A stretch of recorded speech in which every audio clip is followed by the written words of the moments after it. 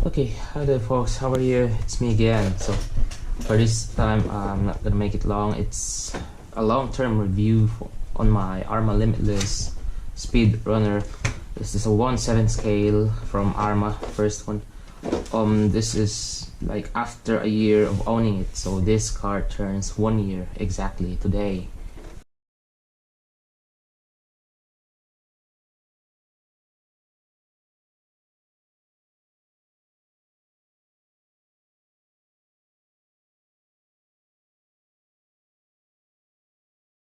So what are the changes that I've done on it and what are the damages so far?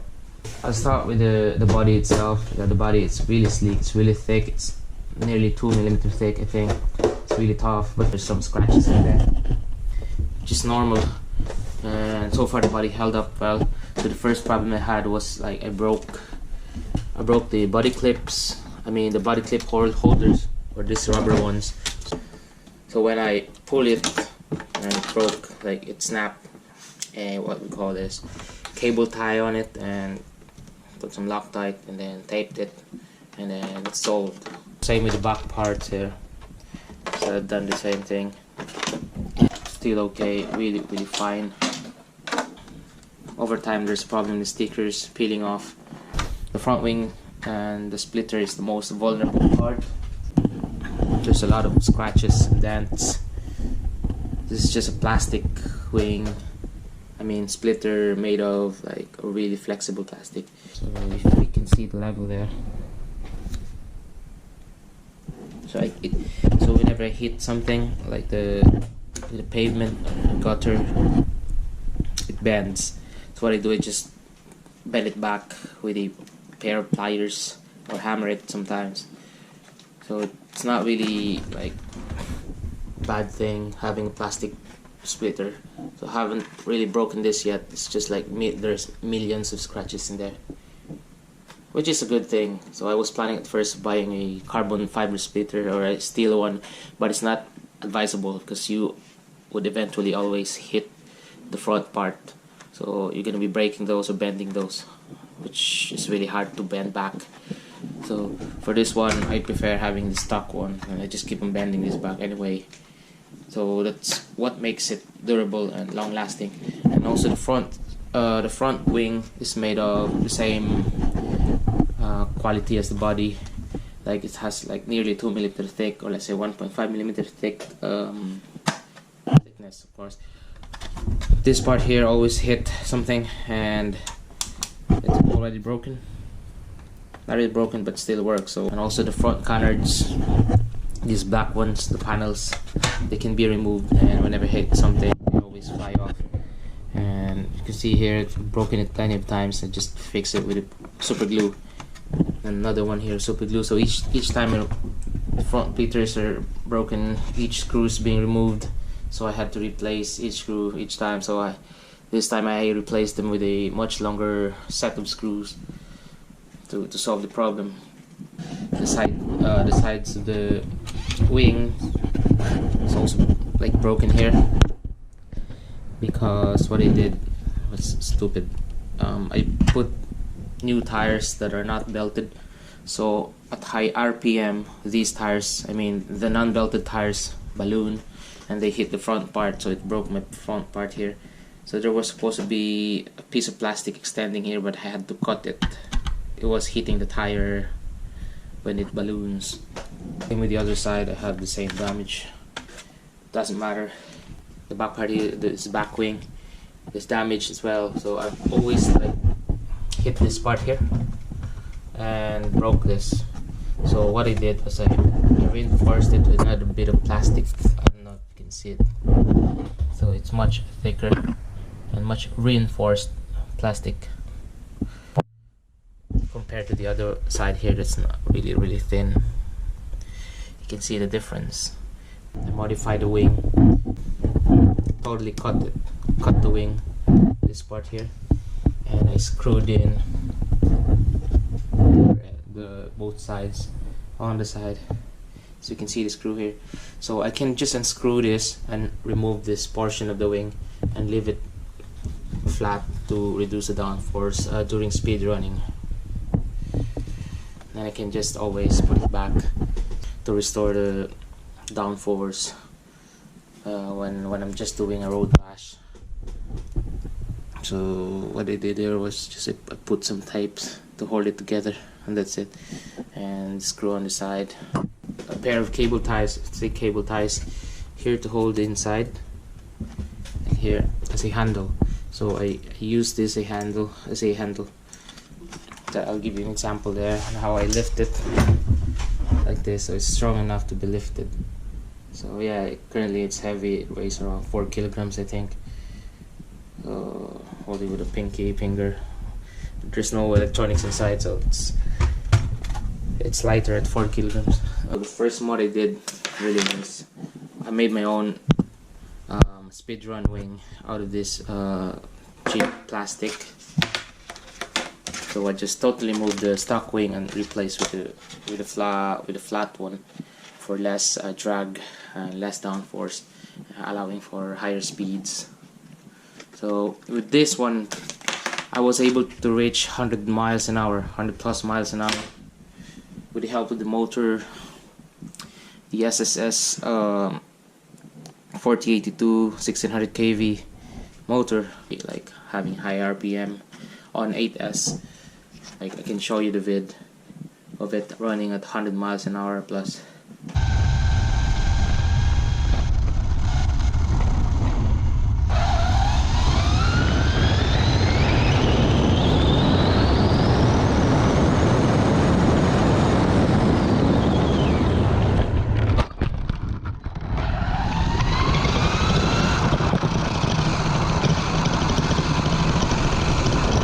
So I made my own Mudguards. I haven't really bought anything that's a direct upgrade to this car, because this car is really amazing out of the box. So it pretty looks the same like out of the box. Yeah, anyway, I've lots, millions of scratches here, lots of scratches everywhere.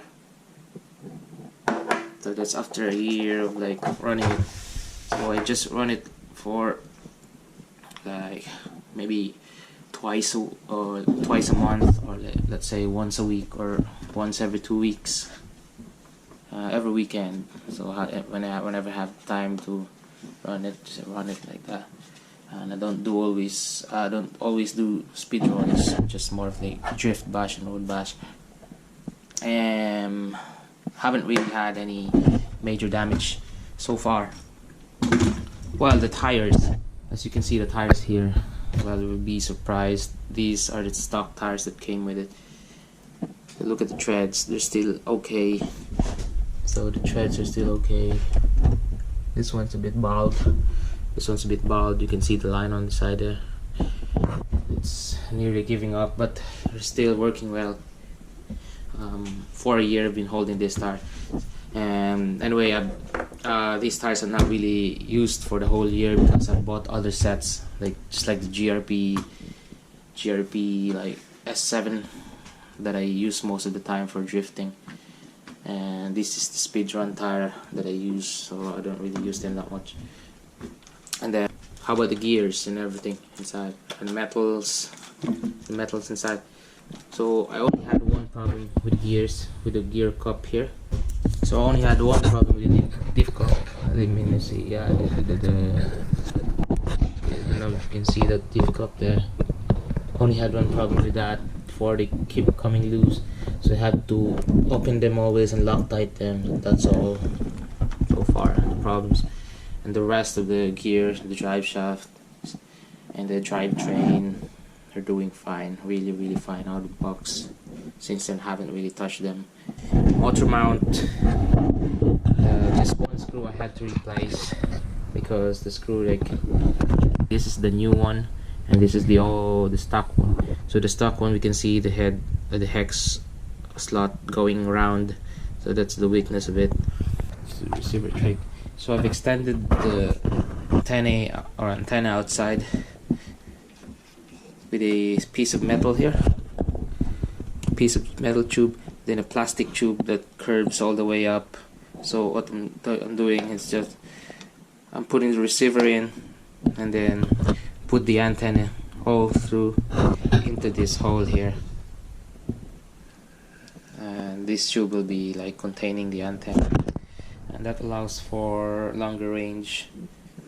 And this one is the ESC called Esc Guard. Here, whenever it's turning, it's like throwing some particles out and making the surroundings dirty.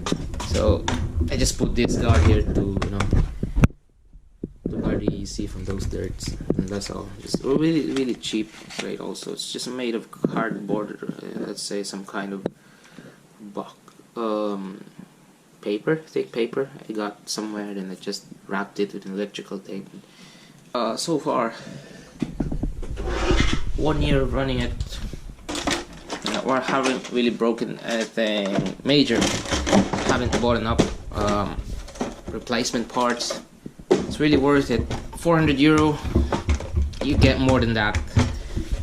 I mean, $400, you get more than what you pay for.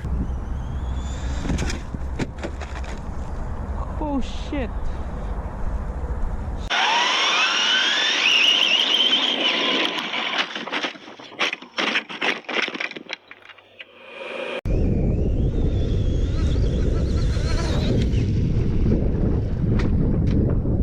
Oh.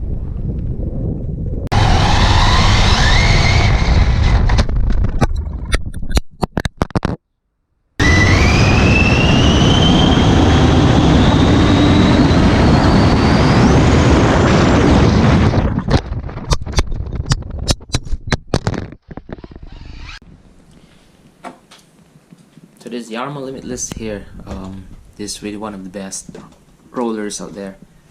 Roller is nice because you can decide on which electronics you want to have to put in.